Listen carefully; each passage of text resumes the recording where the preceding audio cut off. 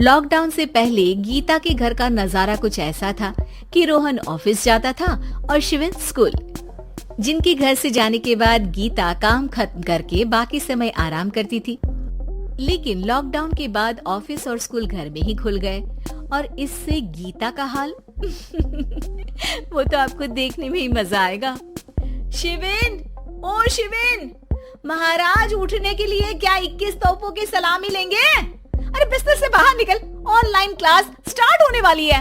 अरे तुम भी हद करती हो, स्पीकर की तरह चिल्लाने की क्या जरूरत है? दिख नहीं रहा मेरी कॉन्फ्रेंस चल रही है।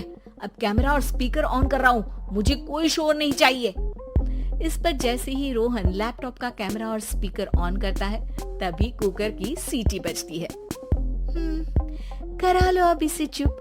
लॉकडाउन नहीं हुआ, मेरी मौत का फरमान जारी हो गया। दोनों बाप बेटे ने नाक में दम किया हुआ है।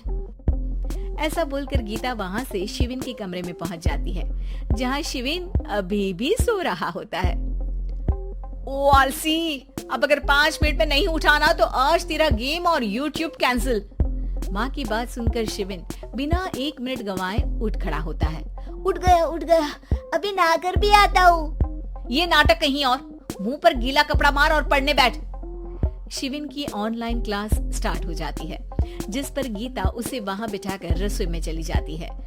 थोड़ी देर में उसे कमरे से कुछ आवाज सुनाई देती है, जिसे सुनकर वो कमरे में वापस आती है।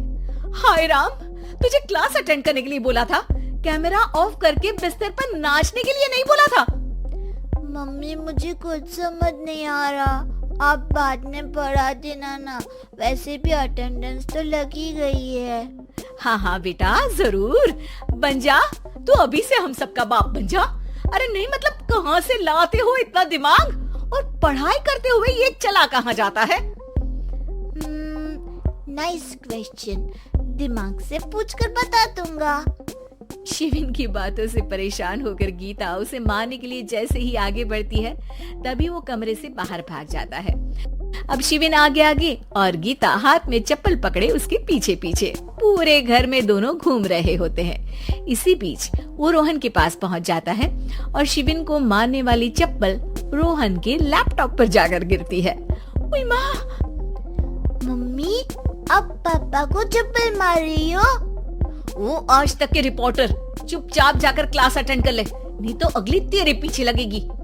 इस पर शिविन वहाँ से चला जाता है, जिसके बाद रोहन गीता से कहता है, इस सर्कस के लिए कुछ बोलना चाहोगी? अरे क्या करूं, जब से तुम दोनों घर में रहने लगे हो, घर अपने आप ही सर्कस बन गया है और मैं तुम्हारी नौकर। कभी बेटी को संभालो तो कभी बाप के नखरे उठाओ। इन्हीं सब उथल पुथल में दिन बीतते रहते हैं, जिसमें हर रोज घर के अंदर कुछ नया सियप्पा खड़ा मिलता है, जो ज्यादातर शिविन और रोहन के ऑनलाइन स्कूल और ऑफिस से रिलेटेड ही होता है। एक सुबह, शिविन चलो उठ, आज की क्लास जल्दी है। कैमरा ऑफ करके आप अटेंड कर लो। अरे ऐसे छित्तर पड़ेंगे, दादी नानी सब एक साथ याद आ जाएंगी। गीता की लाख मशक्कतों के बाद क्लास तो खत्म हो जाती है, लेकिन उसके बाद शिविन फोन इस्तेमाल करते हुए इंस्टाग्राम रील बनाने लगता है। रसोड़े में कौन था? तुम थी, मैं थी, कौन था?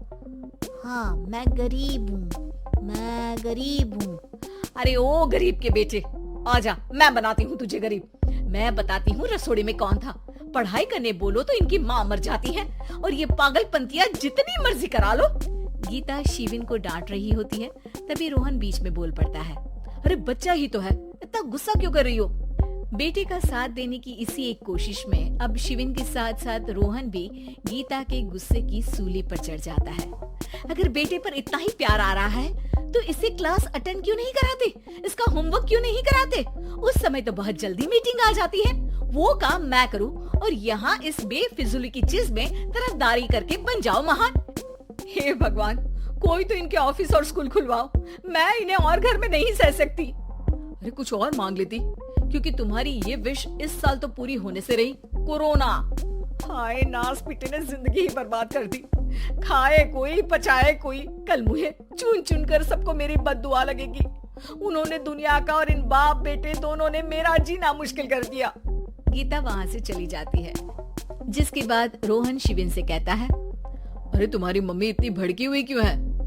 आपकी वजह से पूरा समय घर में रहते हो और उस पर कोई काम कराने की जगह बस ऑर्डर देते रहते हो। अच्छा बेटे, सारा इल्जाम मुझ पर? पूरा दिन तो वो तुम पर ही चिल्लाती है। हाँ, मतलब दोनों का 50-50 है, कुछ करना पड़ेगा। वो कहते ना, make the best out of worst. I have an idea. वैसे तुम्हारी माँ सही कहती है, बहुत जुबान चलाने लगे हो, कम बोला करो। अगली सुबह रोहन और शिविन अपनी गलती को सुधारने के लिए गीता के उठने से पहले घर का आधा काम खत्म कर देते हैं, जिसे देखकर गीता खुश हो जाती है और फिर बाकी बचा काम वो तीनों मिलकर पूरा कर लेते हैं। जिसके बाद अब वो सब मिल बांट कर हर काम में एक दूसरे की मदद करते हुए लॉकडाउन का मजा लेने लगते हैं।